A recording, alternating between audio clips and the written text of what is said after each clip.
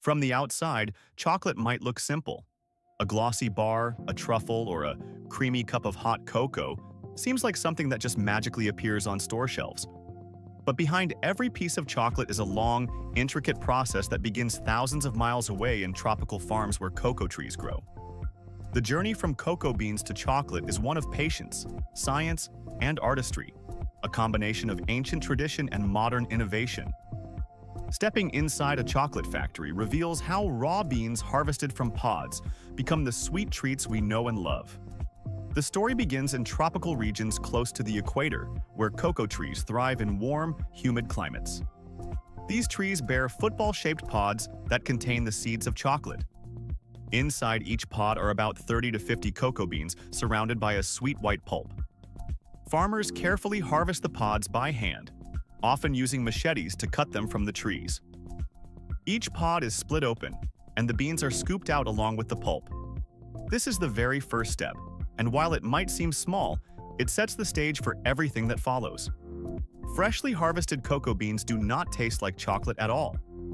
In fact, they are bitter and raw, with little resemblance to the smooth, rich flavor associated with chocolate.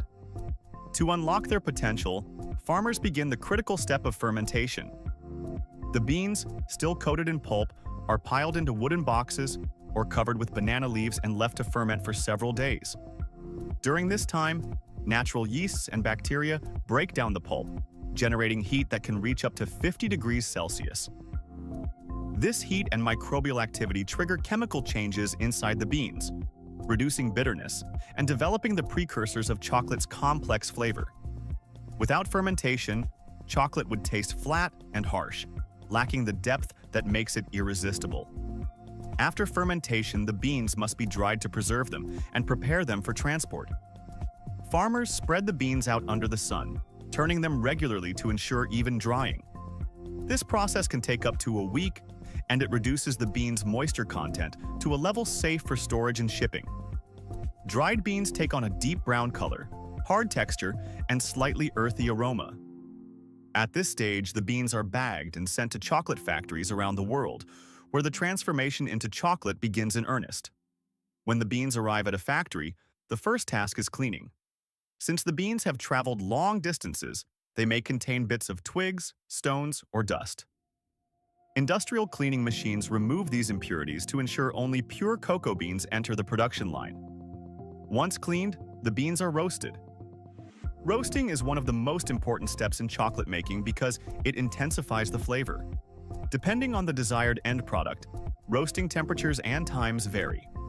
Some beans are roasted at high heat for a short period, creating bold and strong flavors, while others are roasted slowly at lower temperatures to bring out delicate notes. Just like coffee, the roast determines much of the character of the final chocolate. After roasting, the beans must be cracked and winnowed. This means breaking them open to separate the edible nibs from the outer shell. The nibs are the heart of the cocoa bean and contain the cocoa solids and cocoa butter that form the foundation of chocolate. Machines crack the beans into small pieces, and a stream of air blows away the lighter shells, leaving behind pure cocoa nibs. These nibs already smell intensely of chocolate, but they are still gritty and dry, not yet the smooth confection we crave. The next step is grinding. The nibs are ground into a thick, liquid paste known as cocoa liquor or cocoa mass. Grinding releases the natural fat within the nibs, called cocoa butter, which mixes with the cocoa solids to create a fluid consistency. The paste is then pressed to separate cocoa butter from cocoa powder, depending on what the manufacturer needs. Cocoa powder is used for baking and hot drinks, while cocoa butter is essential in making smooth, glossy chocolate. High-quality chocolate relies heavily on the perfect balance of these two ingredients. To make chocolate, the cocoa liquor is blended with additional cocoa butter and sugar. Milk chocolate also includes milk powder. Factories carefully control the ratios of these ingredients to create the signature taste of each chocolate bar. But simply mixing them together is not enough. To reach the silky, melt-in-your-mouth texture, the mixture must undergo a refining process. Refining involves passing the chocolate mixture through a series of steel rollers that grind the particles down to a microscopic size. This refinement eliminates any grainy texture, leaving behind an ultra-smooth base. The mixture is then ready for one of the most fascinating processes in chocolate production: conching. Conching, named after the shell-shaped machines invented by a Swiss chocolatier, is a process of kneading and aerating the chocolate for hours, sometimes even days. The conche slowly stirs the mixture while applying heat, which further develops flavor, evaporates unwanted acids, and gives chocolate its velvety mouthfeel. The longer the conching, the smoother and more refined the chocolate becomes. Premium chocolates are often conched for over 48 hours, while mass-market varieties may undergo shorter times. This stage represents the artistry of chocolate making, where patience and precision create a luxurious final product. Once conching is complete, the chocolate is tempered.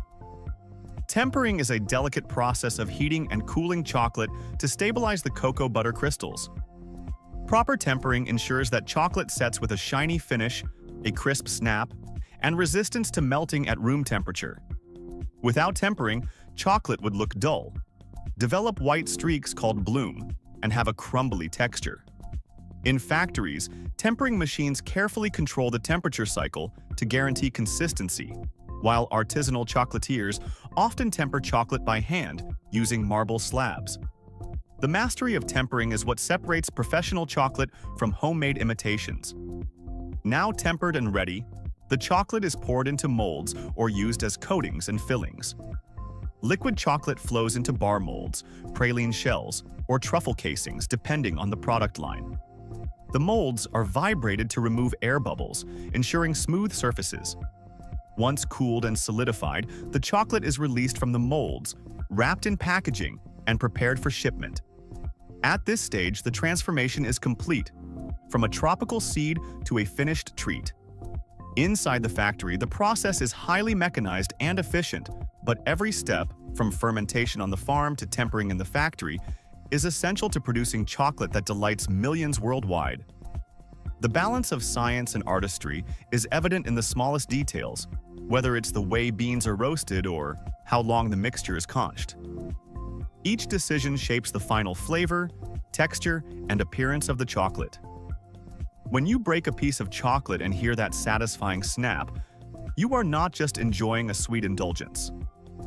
You are experiencing the culmination of a complex journey spanning continents, cultures, and centuries of refinement. A simple bean, bitter and raw, becomes a symbol of comfort, luxury, and joy. The next time you savor a bite of chocolate, remember the hidden artistry behind it. Inside the factory process lies the secret alchemy that turns cocoa beans into the world's most beloved treat.